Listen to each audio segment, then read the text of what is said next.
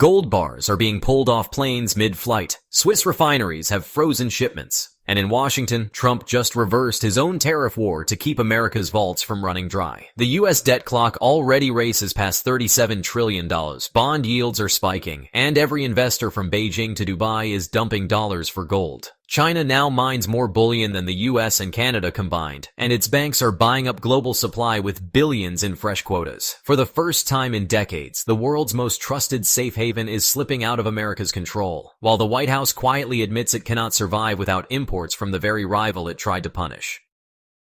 The immediate cause is tariffs at levels unseen in over a century. According to the U.S. International Trade Commission, the average applied tariff rate now sits between 18 and 20%, the highest since the 1930s. A $100 imported item now costs Americans at least $120, and the difference flows directly into federal revenues. Scott Bessent, Trump's Treasury Undersecretary, defended the policy as a way to fund government priorities, but critics argue it functions as a broad consumption tax. Peter Navarro, a longtime White House trade advisor, insisted tariffs act like tax cuts, suggesting they recycle revenue into U.S. jobs and industries. Yet economists across the political spectrum have countered that logic for years. The Congressional Budget Office reiterated in July 2025 that tariffs ultimately act as price hikes paid by consumers and businesses, not foreign governments. The divergence between official rhetoric and economic outcomes has only widened as data confirm collapsing demand and shrinking output. Trump himself has conceded ground by issuing selective exemptions. In June, the Commerce Department announced tariff suspensions on uranium, tungsten, graphite, and gold bullion. Each material serves as strategic sector: uranium for nuclear power plants, graphite for electric vehicle batteries, tungsten for aerospace components, and gold bullion for financial markets. Without these carve-outs, industry groups warned of immediate production halts. The Department of Energy's 2025 Critical Minerals Report labeled uranium, cobalt, lithium, nickel, and graphite as extreme supply risk, underscoring the fragility of U.S. resource chains. Graphite illustrates the dilemma. Half of U.S. imports come from China, but in July, the administration imposed a 93.5% tariff on Chinese graphite exports. Prices spiked, and domestic battery manufacturers scrambled. According to Bloomberg, Toyota and TSMC executives privately warned Washington that supply chains would not relocate to the U.S. without stable access to minerals. By September, exemptions for non-Chinese graphite suppliers were pushed through, but the disruption had already slowed U.S. EV battery production. Zuckerberg sat before Congress in July, questioned on his company's plans for U.S. technology investment. He admitted Meta expected to spend $600 billion through 2028, a figure that sounded colossal yet underscored Washington's reliance on private capital to fill supply gaps. The exchange, reported by the Wall Street Journal, showed both desperation and overconfidence. Silicon Valley is being pushed to retool, but without graphite, cobalt, and rare earths, even trillion-dollar firms cannot deliver. Then came the gold exemption, the most politically charged. In August, confusion broke out after U.S. Customs suggested tariffs might apply to imported 1 kilogram gold bars, disrupting shipments from Switzerland. Reuters reported that Swiss refiners halted exports until clarification arrived. Futures on the New York COMEX surged past $3,500 an ounce before falling back when the White House clarified tariffs would not apply. Trump later declared on social media that gold would remain exempt, sending bullion markets into volatile relief. The exemption raised questions. Why prioritize gold over other industrial inputs? Analysts at Goldman Sachs suggested in August 2025 that Washington may be preparing for future gold-backed strategies as debt pressures mount.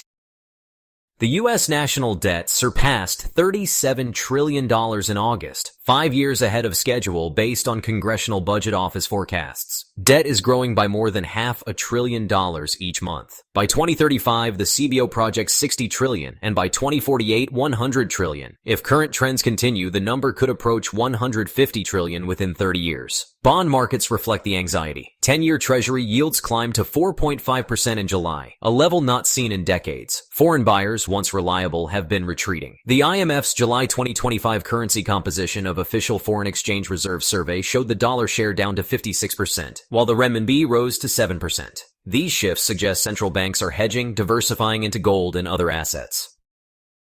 China's strategy is the clearest. The People's Bank of China announced in May it had expanded gold import quotas, allowing commercial banks to use dollars to buy bullion. The move, reported by Bloomberg, aimed to absorb dollar inflows while supporting the yuan. At the same time, Chinese companies have been acquiring gold mines worldwide. Zijin Mining raised over $3 billion in a Hong Kong IPO in July 2025, funds earmarked for acquisitions in Central Asia and Africa. In 2024, Zijin acquired a $1 billion gold mine in Kazakhstan, adding to its portfolio. China already produces more gold than any other country. The China Gold Association reported 380 tons mined domestically in 2023, more than the combined output of the US and Canada. Consumption is even higher. The World Gold Council reported in April 2025 that China's demand surpassed 900 tons in 2024, covering bullion, jewelry, and technology use. Imports bridge the gap. Over 500 tons flowed into China annually, primarily from Russia and Australia, and most stays there. The implications extend beyond bullion. BRICS members, including Russia, India, and Brazil, all contribute to a bloc that now controls both supply and demand. Russia's exports of gold to China surged after Western sanctions, and India has increased bullion purchases for reserves. This concentration of flows undermines Western markets like London and New York, which historically dominated gold liquidity. Meanwhile, the United States COMEX inventories ballooned. Data from CME Group in February 2025 showed vault holdings at 44.5 million ounces, equal to 5 years of U.S. consumption. Banks rerouted shipments from Dubai and Hong Kong to New York, exploiting premiums between futures and spot markets. The Financial Times reported premiums of $100 at the height of the August tariff scare, later narrowing to $20 once exemptions were confirmed. Deliveries worth over $80 billion entered U.S. warehouses between December and March, a record influx. This pattern reveals fragility. If tariffs were reapplied or clarified differently, flows could reverse, draining COMEX inventories and leaving U.S. markets exposed. Futures spreads show the risk. A sudden inversion could trigger an outflow as banks redeploy bullion elsewhere. Swiss refiners, dependent on U.S. policy clarity, now question whether Washington's decisions are strategy or improvisation. The political theater compounds uncertainty. Trump touts tariffs as leverage, while exemptions highlight desperation. Navarro frames tariffs as pro-worker, yet the Bureau of Labor Statistics confirms job losses accelerate. Bessent insists revenues empower government, but Treasury data show deficits widen regardless. These contradictions raise the question, are tariffs tools of strength or signals of weakness?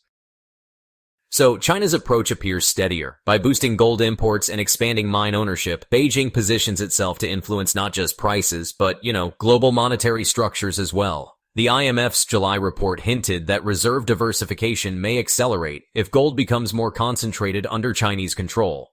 Western analysts debate whether this reflects a deliberate strategy to undermine the dollar, or simply prudent hedging in these volatile times. At the end of the day, markets respond to actions, not intent. In August, Goldman Sachs raised its base case gold forecast to $4,000 an ounce by mid-2026, citing U.S. fiscal instability. In a stress scenario where deficits expand and Federal Reserve independence erodes, the bank projected $5,000 an ounce. With gold already up 35% this year, the path seems steep, but, still plausible. Central banks themselves are accelerating the shift. The World Gold Council confirmed in July 2025 that official sector purchases exceeded 1,000 tons for the second consecutive year, the highest on record. Poland, Singapore, and Turkey all added to their reserves, but the largest buyer remained the People's Bank of China. Each ton absorbed by state institutions removes supply from open markets, tightening liquidity for private investors. At the same time, U.S. household demand for physical gold is climbing. The U.S. Mint reported sales of American Eagle gold coins in July 2025 reached 85,000 ounces, nearly double the same month a year earlier. Dealers in New York and Los Angeles described lines of retail buyers purchasing bullion as a hedge against inflation and political volatility. Corporate finance is also shifting. In June, Newmont, the largest American gold miner, announced it would price $1.5 billion in new debt against forward sales of gold at $3,200 an ounce, locking in historically high prices. Bloomberg noted this was the first large U.S. corporate debt issuance explicitly collateralized by bullion in decades.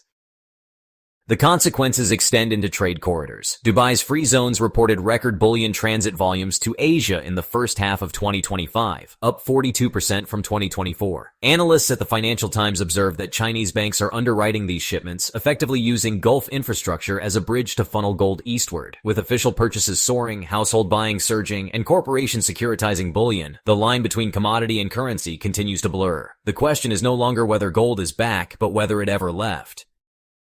Every development feeds back into the same crisis loop. U.S. tariffs choke industries, exemptions highlight vulnerability, debt surges, and gold becomes both hedge and battleground. Each statistic points in the same direction: reliance on imports, exposure to rivals, and fragility in fiscal management. And yet, the system continues, month by month. Jobs are lost, shipments rerouted, inventories, stockpiled, debts expanded. No single decision collapses the system, but every decision weakens it. The pattern invites a sobering question.